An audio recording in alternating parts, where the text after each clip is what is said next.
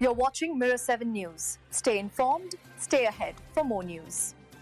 So let's talk about this one, because the Tampa Bay Lightning finally snapped out of their slump, and they did it in a big, convincing way. After being shut out in back-to-back games and riding a 4-game losing streak, they came into Montreal needing a spark.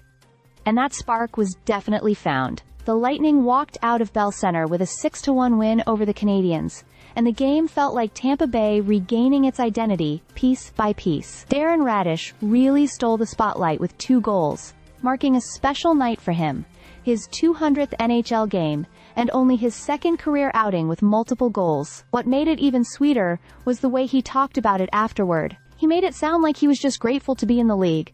But his performance showed a lot more than gratitude. It showed confidence and control, especially during a game where Tampa desperately needed someone to step up. It also helped that Tampa finally got on the board early. Brayden Point ended the team's scoring drought, which had stretched more than 130 minutes. His goal wasn't just important on the scoreboard. It felt like the emotional lift the team had been waiting for.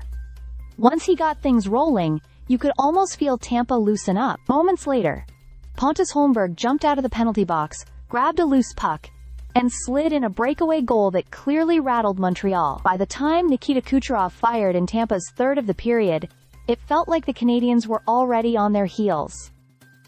Montreal, meanwhile, had a tough night all around. Jakub Dobas struggled early and was pulled after 1 period, and Sam Montembeault didn't fare much better in relief. The Habs just couldn't contain Tampa's speed or decision-making, and those early defensive lapses cost them dearly. Even their reliable point producer, Cole Caulfield, saw his 11-game streak come to an end, which probably added to their frustration. If there was one bright spot for Montreal, it was Oliver Kapanen's late second-period powerplay goal, and Nick Suzuki's assist added to his blistering pace this season. Still, that lone goal did little to shift the momentum. One emotional moment came when Charles-Edouard Dastus, playing his first NHL game in Montreal, in front of around 50 family members, scored and finished the game +5. You could feel how much it meant to him.